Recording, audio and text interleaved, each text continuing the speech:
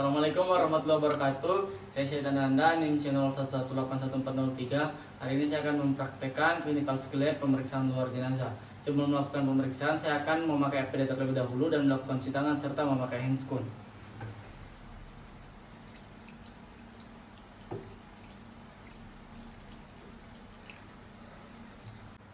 Baik, yang pertama kita akan mencocokkan identitas pasien dengan surat rekam medis dan surat SPV. Di sini kita lihat apabila sudah sama, kita akan lanjutkan pemeriksaan.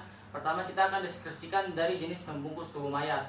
Kita akan deskripsikan lapis demi lapis dari lapis yang paling luar hingga lapis yang paling dalam. Kemudian di sini kita akan deskripsikan meliputi jenis barang, kantung jenazah, selimut, pakaian, dan yang lainnya, serta jenis bahan seperti terpal, plastik, kain katun, dan lain-lain. Kemudian juga kita akan deskripsikan motif serta warnanya, merek jika ada, dan ukurannya dalam huruf. Kemudian kita akan ukur pakaian, panjang dan lebarnya, serta keterangan tambahan apabila adanya cacat, noda, serta robekan, serta bercak darah bila ada. Kemudian kita akan melepas seluruh penutup pada jenazah. Kemudian kita akan melakukan pemeriksaan status antropometri dan ciri fisik. Pertama, setelah kita lepaskan, kita akan posisikan jenazah pada posisi anatomis.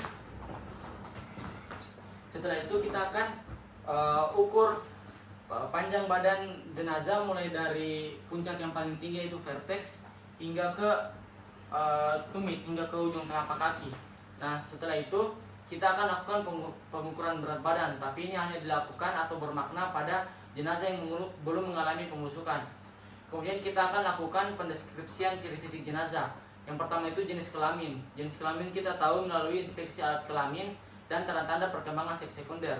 Kemudian kita deskripsikan perkiraan usia, ras, warna kulit, serta status gizi.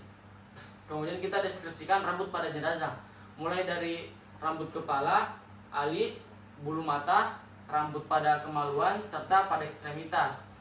Kemudian kita akan catat dan ukuran rambut terpanjang mulai dari kepala, alis, bulu mata, kemaluan, dan ekstremitas.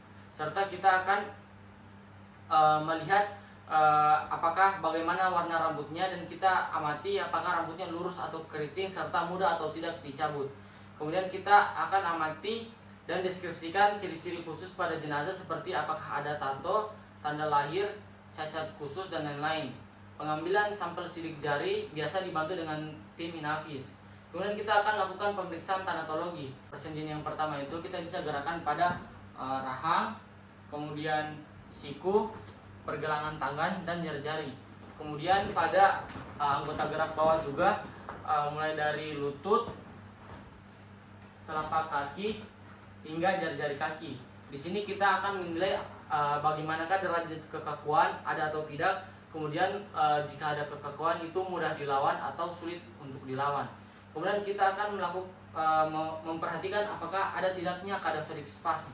Kemudian pada mayat terbakar biasa kita harus bedakan antara kaku mayat dengan Hicks stiffness atau tubulistik, sikap tubulistik.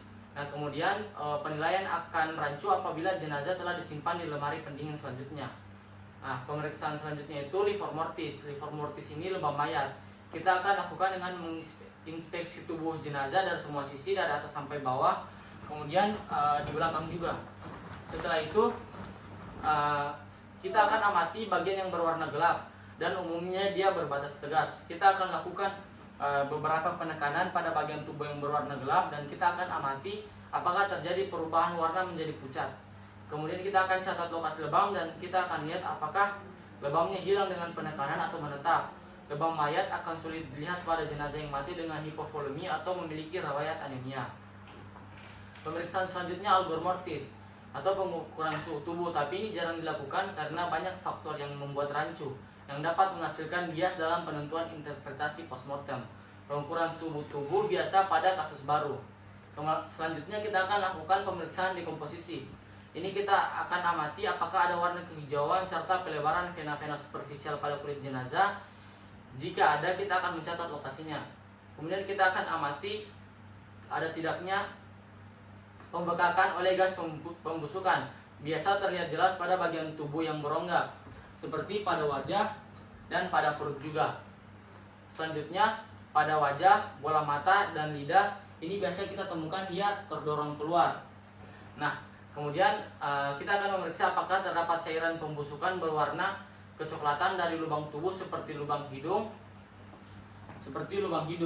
Nanti kita akan bedakan dengan darah. Kemudian kita akan amati ada tidaknya bentukan vesikal atau bula ataupun pengelupasan lapisan epidermis yang kadang menyerupai luka lecet dan dapat pula terjadi di globing pada tangan dan kaki. Kemudian kita akan kenali tanda mumifikasi, adiposera, saponifikasi, dan laserasi. Lakukan perkiraan interval postmortem berdasarkan rigor mortis, defor mortis, dan dekomposisi. Kemudian kita akan lakukan pemeriksaan tanda-tanda asfiksia. Yang pertama kita akan membuka kedua mata pada mayat. Setelah itu kita akan memeriksa konjungtiva palpebra dan konjungtiva bulbi. Kita akan mencari ada atau tidaknya peteki atau ada tidaknya anemis. Kita akan melihat pada mata kiri dan mata kanannya juga. Setelah itu kita akan lakukan pemeriksaan pada bibir pasien, pada dalam bibir, gusik, dan palatum. Kita akan mencari ada tidaknya tanda-tanda peteki, anemis, atau cyanosis. Pemeriksaan pada ujung-ujung jari tangan, kiri dan kanan, serta ujung-ujung jari kaki juga kiri dan kanan. Ini kita akan melihat apakah ada tanda-tanda anemis atau cyanosis. Kemudian selanjutnya kita akan lakukan pemeriksaan gigi pada jenazah. Pertama kita akan buka mulut mayat dan periksa kelengkapan giginya. Nah, ini biasa kita menggunakan alat bantu seperti senter agar lebih gampang diperiksa. Kemudian kita harus bedakan antara gigi susu dan gigi dewasa. Jika gigi dewasa, perhatikan gigi geraham atau molar 3 apakah sudah erupsi atau belum. Dan kita akan periksa apakah adanya karang gigi dan periksa apabila ada kelainan pada gigi, seperti gigi hilang, gigi palsu, dan gigi lainnya. Kemudian pemeriksaan ini dapat digunakan untuk menentukan perkiraan umur, ras, dan identitas mayat. Kemudian kita akan lakukan pemeriksaan lubang-lubang pada tubuh. Yang pertama kita periksa itu lubang telinga. Kita akan memeriksa dan mengamati apakah ada atau tidak benda asing, cairan, dan pendarahan atau lainnya. Kita akan memeriksa pada lubang telinga kiri dan lubang telinga kanan. Kedua kita akan lakukan pemeriksaan pada kedua lubang hidung. Kita akan amati ada tidaknya benda asing, cairan, pendarahan, atau kelainan yang lainnya. Nah, setelah itu kita akan lakukan pemeriksaan pada mulut. Ini pemeriksaannya sama, kita akan mengamati ada tidaknya benda asing, cairan, pendarahan, atau kelainan yang lain. Kemudian kita akan periksa pula pada anusnya. Apakah ada sisa-sisa feses, pendarahan, benda asing, ataupun kelainan yang lainnya. Nah, untuk mayat laki-laki kita akan periksa uretra dan kita akan mengamati ada tidaknya urin, cairan mani, ataupun kelainan yang lain. Mayat wanita biasa kita akan melakukan pemeriksaan pada uretra untuk melihat apakah ada tidaknya bekas urin, dan akan melihat pada liang vagina untuk mengetahui ada tidaknya prolaps uteri atau eksklusi janin akibat proses pembusukan. Nah, kemudian kita akan lakukan pemeriksaan luka pada kulit dan deskripsi luka. Yang pertama kita biasa akan membersihkan tubuh mayat menggunakan spons. Apabila susah kita akan menggunakan spons yang telah dibasahi dengan menggunakan air bersih. Kemudian pemeriksaan luka pada kulit dapat kita lakukan sesuai dengan langkah-langkah pada proses deskripsi luka, dan kita akan lakukan penilaian intravitalitas pada setiap luka yang ditemukan. Kemudian kita akan memeriksa juga ada tidaknya patah tulang.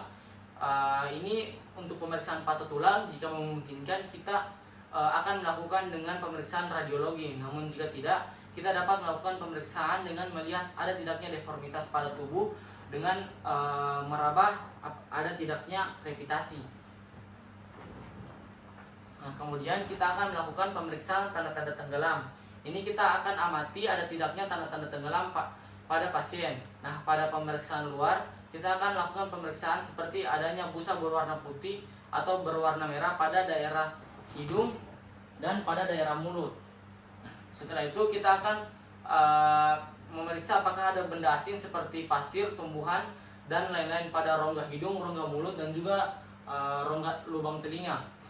Nah, kemudian setelah itu kita akan lakukan pemeriksaan apakah ada cutis anserina atau osseous woman hand. Nah, kemudian kita akan lakukan pemeriksaan apakah ada cadaveric spasm atau tidak. Nah, setelah itu kita akan tentukan tanda-tanda intravitalitas atau tanda-tanda postmortem.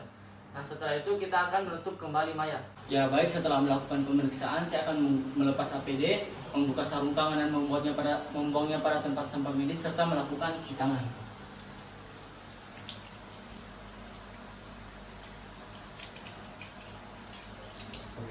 Baik, mungkin sekian yang saya praktekkan pada hari ini. Lebih dan kurangnya mohon dimaafkan. Assalamualaikum warahmatullahi wabarakatuh.